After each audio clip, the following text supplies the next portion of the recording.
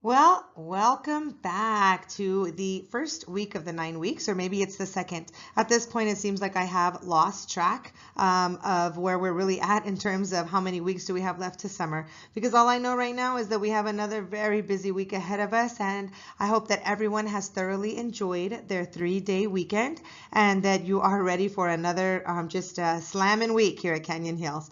First of all, today we really don't have a whole lot going on other than us making sure that we are keeping our kids engaged, making sure that they are ready for upcoming STAR testing, as well as many other things that happen to be going on. On Tuesday, April the 3rd, we need all of our teachers to be attending the STAR test training, which is going to happen in room 604 during PLC, or if you are an elective teacher, it will be during your prep period. Please make sure that you are prompt to our testing location, and regardless of what grade level you teach, what subject you teach, we do need all teachers trained for STAR testing. So please make sure that you're ready for that on Tuesday.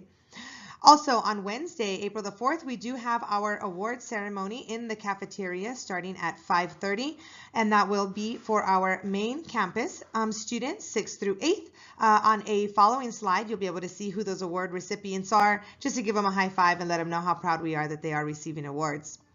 Then on Thursday, we also have our CNA faculty meeting. That was moved to Thursday simply because I wanted you to have a little more time to complete what we need for your particular area that you've been working on with your team.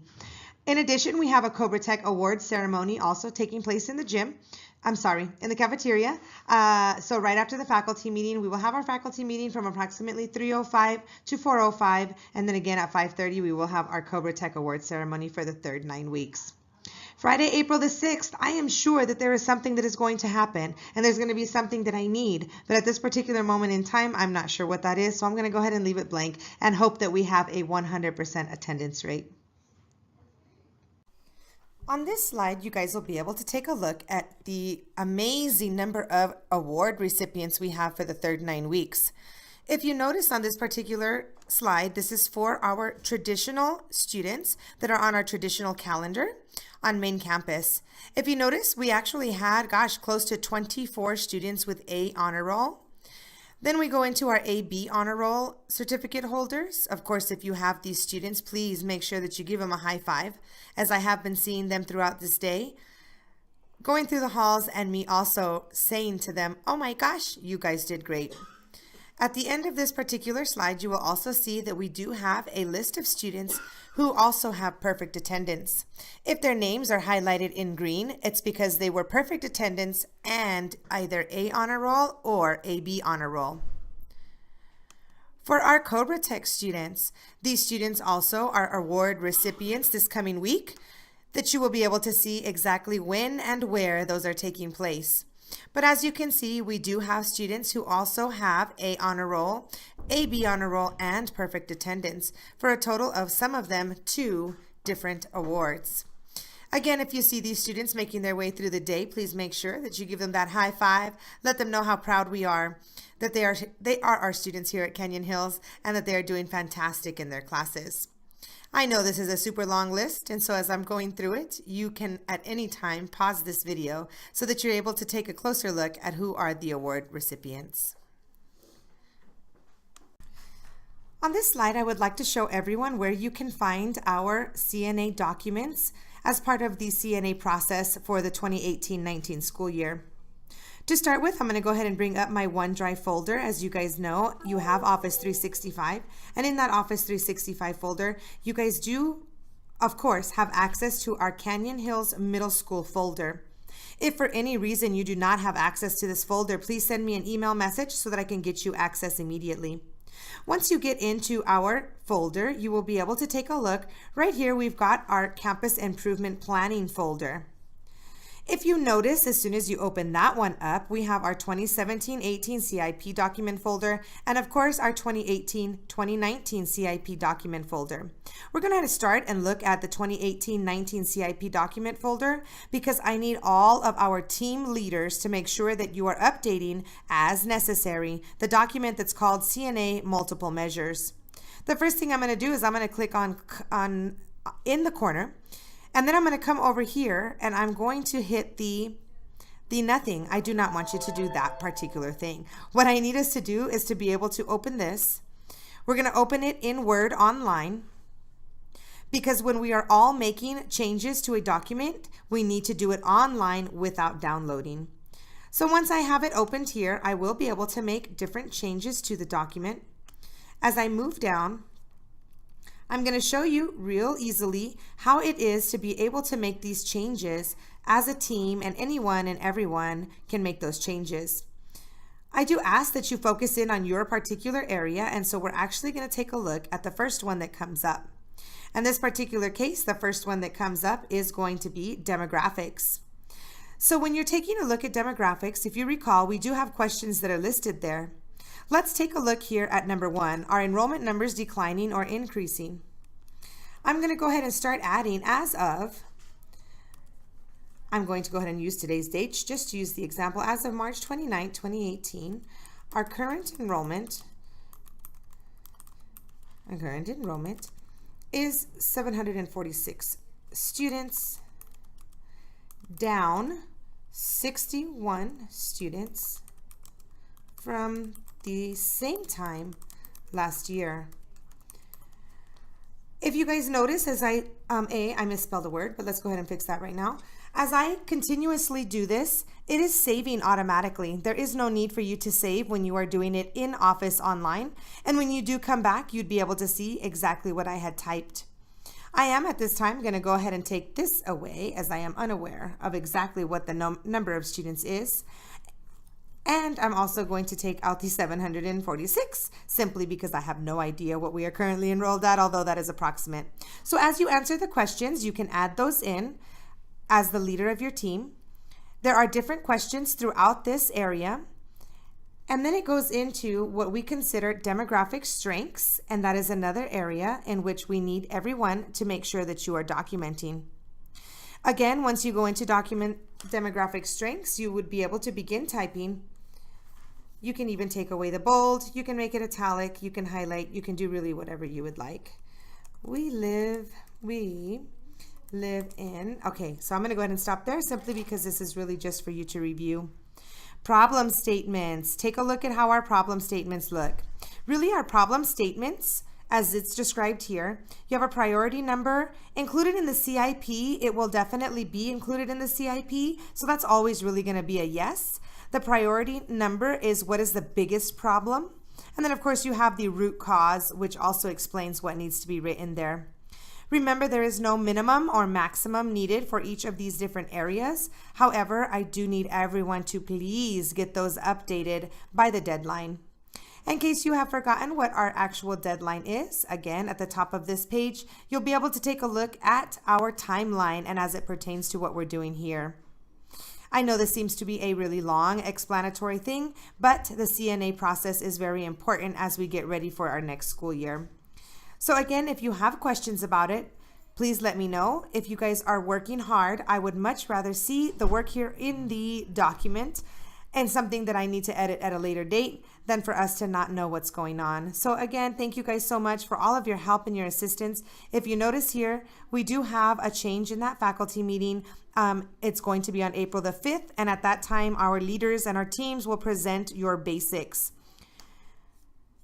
With that said, I would also like to show you one other area. I'm going to go ahead and exit this particular document right at the moment, because a lot of times what we don't realize is that we want to work smarter, not harder. So I'm going to go back into my Canyon Hills administration. My Canyon Hills campus. I'll go into Campus Improvement Plan, and let's take a look back at the 2017-18 folder.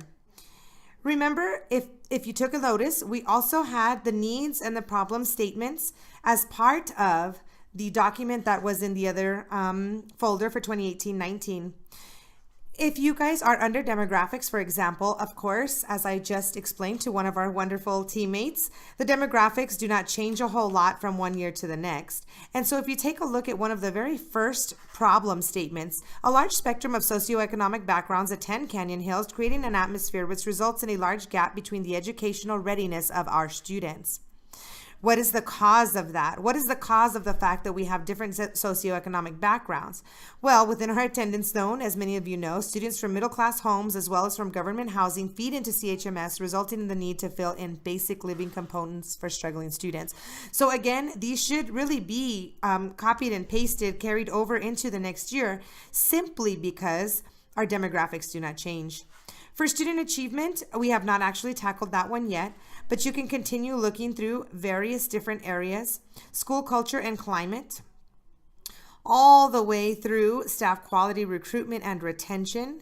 These are all, again, they tend to continue from one year to the next in some cases, and they definitely improve in others. And so as you guys continue working, please make sure that you guys are accessing the other documents that you will be able to find in our OneDrive folder. Looking back over here one last time, there are also other things that you may find useful as you are getting ready to submit and to perform for the rest of our faculty what you have found. On this particular slide, you'll notice that we are talking for a moment about the AVID certification input.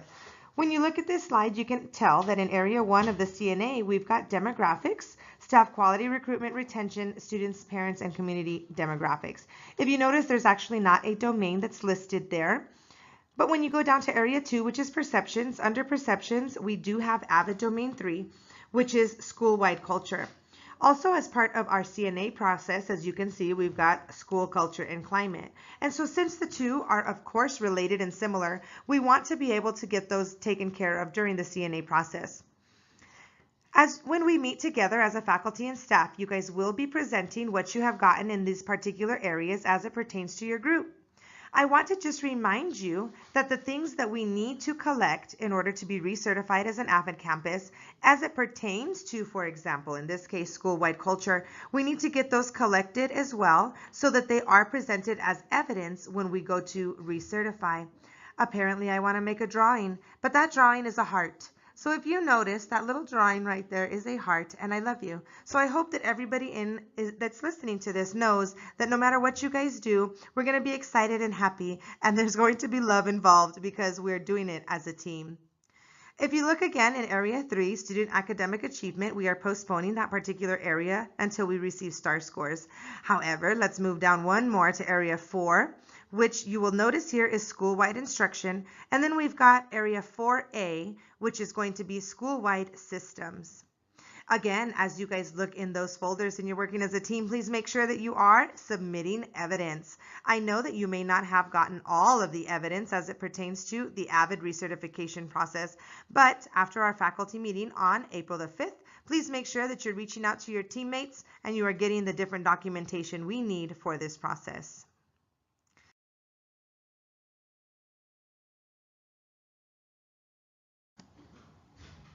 Hello everybody. As most of you know, I live out in Horizon in the very far, far east.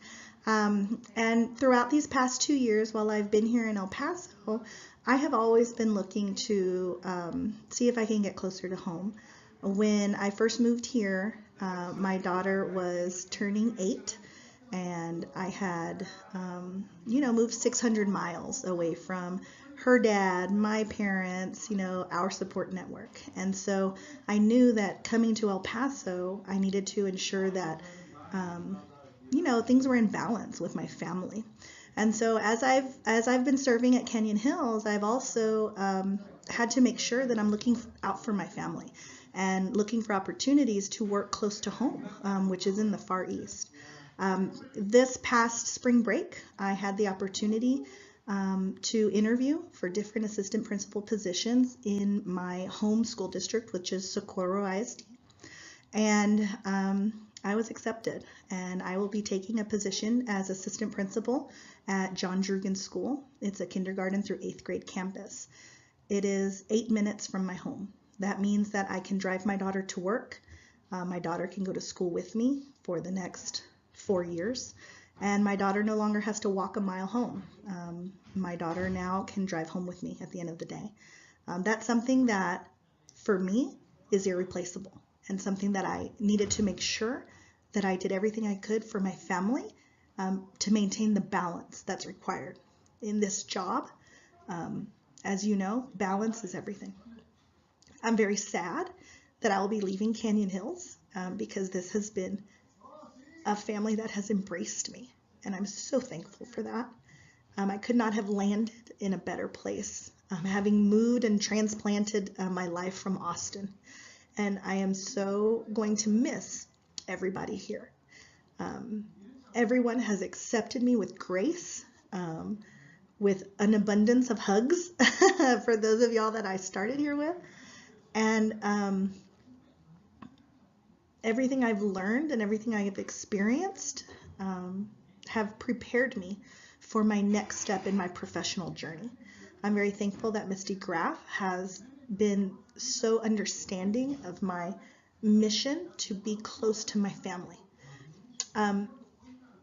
I will be here on campus for the next several weeks. My final date is to be determined, but I will be leaving this year.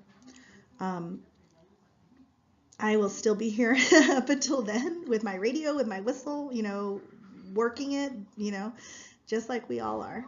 And I just hope that I have an opportunity to talk to each and every one of you privately before I head on out. I've made a lot of good friends here, and I will be visiting. But I wanted you to know kind of what's been going on. And I urge you with your family, with your life, as Misty Graff has always urged everybody, you come first and your family comes first. And always seek out and explore the opportunities that you have, your ambitions, and your goals. And I'm so thankful that I have had a very understanding and positive boss and role model in Misty Graff. And she has been nothing but encouraging for me to be with my family. And nobody knows more than her how important that is. And so many of you have met my daughter, Olivia. When I told her that I was going to be by the house, she was ecstatic. When I worked in AISD, I had to drive 45 minutes to work and 45 minutes home, and then I got divorced, and it's nuts, as those of you may already know, when you're in blended families or co-parenting. And so you can only imagine the strains on a relationship, especially with your own child. And so I have an obligation to my family, and that's what I'm doing.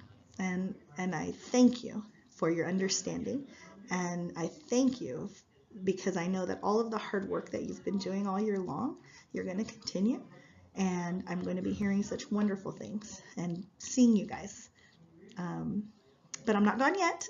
And so I want everyone to have a very safe and happy Easter, and I will see you on Monday.